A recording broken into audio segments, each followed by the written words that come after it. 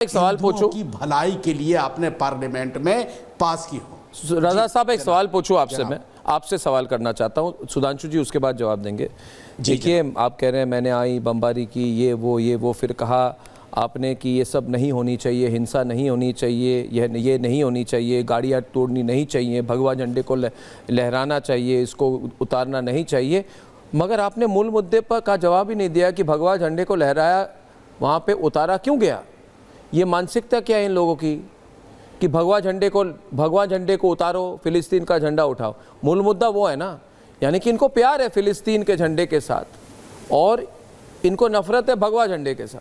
मुझे किसी एक मिनट भाई साहब मेरी बात सुनिए, मेरी बात सुनिए। मेरे को किसी धर्म और किसी झंडे से नफरत नहीं है, मेरी बात सुनिए। देखिए, आप डिफेंसिव हो रहे हैं, आप मुझे मेरी बात रखने दें, मैं पूरा सवाल तो खत्म कर लूं, मैं सवाल तो खत्म कर लूं, मैं सवाल तो खत्म कर दूं, मैं सवाल तो खत्म करूं, मैं एक ही मिनट, आधा मिनट भी नहीं लूंगा।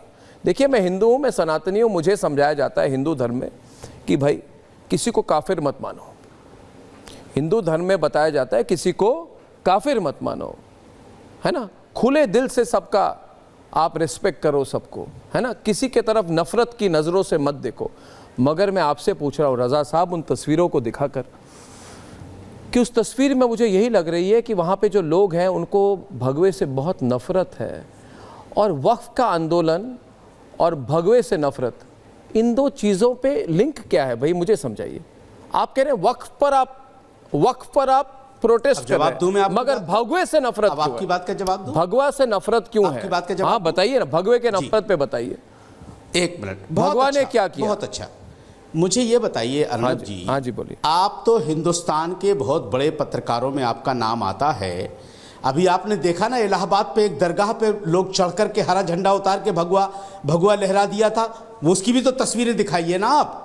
जो महाराष्ट्र में, मुंबई में एक मस्जिद के सामने भद्दी गालियां दी गई रामनवमी जैसे पवित्र त्योहार पर, उसकी तस्वीरें भी दिखाइए, उसकी भी वो बाइट चलवाइए। खाली मुसलमानों को ही आप दोषी ठहराते रहे। अरे वहां पे गिरफ्तार किया था, प्रयागराज में गिरफ्तार हो गया था, भूल गया? प्रयागराज में गिरफ्तार हुआ था, भूल गया आप क्यों आधी सच बताते हैं? आधा सच क्यों बताते हैं? आधा सच क्यों बताते हैं? आधा सच क्यों?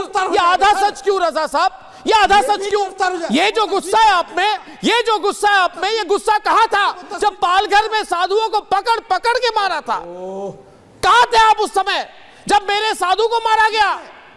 और आप कह रहे रजा साहब, एक ही सवाल करूंगा आपसे, मुझे बोलने दे। सर, सरकार किसकी थी वहां? हाँ, अरे आपकी उद्धव की सरकार, आपकी उद्धव जी की सरकार थी। याद आए आपको? उद्धव जी, कांग्रेस की सरकार, सोनिया गांधी, अंतोनिया दी माइनो की सरकार थी। याद दिलाऊं और याद दिलाऊं आपको? देखिए रजा साहब, मुंह मत खुलवाइए। सवाल यह है कि आप कह रहे हैं वक्फ के नाम पर ये, वक्फ के नाम पर वो। अरे भैया, आपके पास 1,19,285 प्रॉपर्टीज की संभावित एलोकेशन है। इनमें से कितने मस्जिद, कितने मदरसे, कितने कब्रिस्तान और कितने स्कूल बनाए आपने, पूछता है भारत। बताइए मुझे। आप नहीं बनाएंगे, मगर मैं भगवा झंडा लहराते हुए जाऊंगा तो आप भगवा झंडा उतरवाएंगे। ये क्या लॉजिक है? मुझे कुछ समझ में नहीं आ रहा। आप मुझे बताइए, आपको समझ में आ रहा है क्या राशिद शरीफ साहब? आपको समझ में आ रहा है ये प्रो वक्फ है कि एंटी हिंदू है? ये तो मुझे एंटी हिंदू दिख रहा है। ये एंटी हिंदू कैंपेन है, एंटी सनातन कैंपेन है। नहीं बोल के फायदा नहीं है। आपको संपत्ति रखनी है, मगर आप हिंदुओं को क्यों टारगेट कर रहे हो? हिंदुओं ने क्या बिगाड़ा आपका?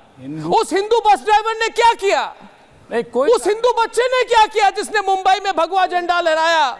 नहीं, रामनवमी में जाने वाले हिंदुओं की गलती क्या है, बताइए मुझे। नहीं, आप ये बताइए, महाकुंभ आपने कब्रिस्तान नहीं बनाए, आपने मस्जिद नहीं बनाए, आपने मदरसे नहीं बनाए, और हिंदू किसने बनाने नहीं दिया? सरकारों ने। अरे वक्फ आपके नाम पे था, कितने बनाए आपने? कितने बनाए आपने? नहीं, सरकारों ने नहीं बनाया। अरे बाप रे। और मैं मिसाल देता हूँ, सरकार ने बनाने दिया। आप सुधांशु जी को बताइए। आप कह रहे, एक मिनट, सुधांशु जी को बताइए, मुझे नहीं। आप बताइए सुधांशु जी को। ये कह रहे सरकार ने बना, एक मिनट, 50-50 बताइए, सरकार ने बनाने दी। मैं जानना चाहता हूं, आप बताइए कि वक्फ बोर्ड, सुधांशु जी ईमानदाराना बोलिएगा। एक मिनट, मैं सिर्फ सवाल करता हूं क्योंकि आप हुकूमत में हैं, मैं सवाल करूंगा। आप ईमानदाराना तौर पे बताइएगा कि वक्फ बोर्ड जो है किसके अंडर में आता है? क्या सरकार के अंडर में नहीं आता? क्या जो चेयरमैन बनाया जाता है वो सरकार अपने लोगों को नहीं बनाती है? और क्या ये ठीक नहीं है कि सरकारों ने अपने अपने चेयरमैनों को अपने अपने तौर पर इस्तेमाल किया? और इसकी बेहतरीन ताजा मिसाल ये है कि जब सुप्रीम कोर्ट ने हमें 5-6 एकड़ जमीन दी अयोध्या में कि आप वहां पे जाकर के मस्जिद बनाइए, सेंटर भी बनाइए, भव्य राम मंदिर बन गया, मुझे कोई एतराज नहीं, खुशी है। लेकिन बताइए वहां से एक मिनट भाव, राम मंदिर का नाम ना ले, राम मंदिर का नाम ना ले आप। आप क्यों राम मंदिर को खींच रहे हैं इसमें? इसको राम मंदिर को क्यों ला रहे राजनीति में? राजनीति में राम मंदिर का जगह नहीं। राम मंदिर, भव्य राम मंदिर, राजनीति के साथ राजनीतिकरण मत करिए। आप राम मंदिर का राजनीतिकरण ना करें, आप राम मंदिर का राजनीतिकरण ना करें। और 5 एकड़ जमीन का जिक्र आएगा, कोई उसे रोक नहीं सकता। आप इतिहास को मिटा नहीं सकते। और सुप्रीम कोर्ट का जो जजमेंट है उसमें जो कहा गया कि इसे ये क्रिमिनल ऑफेंस है जो बाबरी मस्जिद गिराई गई। ठीक है, एक मिनट, सुधांशु जी जवाब दे रहे हैं, दे रहे हैं, क्यों नहीं बना? दे रहे हैं, शांति से। सुधांशु जी, मैं जवाब दे रहा हूं, सुनिए। पहली बात, जो बहुत जोशो जुनून में बोल रहे हैं रिजवी साहब, आपको पता है कि राम मंदिर मामले और वक्फ बोर्ड क्या क्या कनेक्शन है? बताइए, अगर पता है। हम मत बोलिए, फैक्ट के साथ बोलिए, डेट के साथ। पता है, नहीं पता है तो मैं बता। पता क्यों नहीं है? यही मैं राजनीति बताना चाहता हूं। सुन्नी सेंट्रल वक्फ बोर्ड राम मंदिर मामले में पक्ष ही नहीं था, वो दिसंबर 1961 में बना है। 1961 से पहले सारा मुकदमा केवल हिंदू पक्षों के बीच में था। 22-23 दिसंबर 1949 की रात को मूर्ति प्रकट होने के बाद 12 साल का टर्म होता है कि आप टाइटल सूट, आपका क्लेम खत्म हो जाएगा। जब 12 शांति 1 वर्सेस 4 चल रहा है। 1961 में सुन्नी सेंट्रल वक्फ बोर्ड इसमें बना, पार्टी क्यों बना? ये लेफ्टिस्टों सेकुलरिस्टों ने समझाया कि तुम लड़ो। के मोहम्मद ने अपनी किताब में लिखा है कि मुस्लिम समाज का एक बहुत बड़ा तबका तब यह मानता था कि हमें चक्कर में नहीं पड़ना चाहिए, हमारे लिए उस जमीन की कोई अहमियत नहीं है, हिंदुओं के लिए बहुत अहमियत है, इसीलिए 12 साल वक्फ बोर्ड ने क्लेम नहीं किया। तब आ गए क्लेम करने के लिए।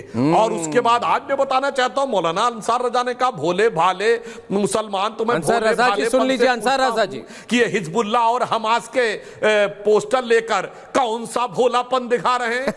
ये फिलिस्तीन और हमास के नारे लगाकर कौन सा भोलापन दिखा रहे हैं? भोले भाले हिंदू कह रहे हैं ना। हाँ, यस, वेरी गुड, वेरी। ये फिलिस्तीन वाला क्या चल रहा है?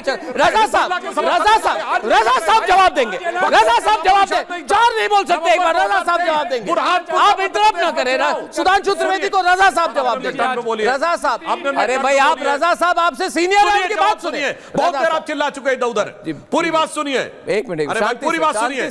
बुरहानपुर का विधानसभा का चुनाव 2023 का मध्य प्रदेश में हमास के समर्थन में नारे लगाए किसने? कांग्रेस की प्रत्याशी ने।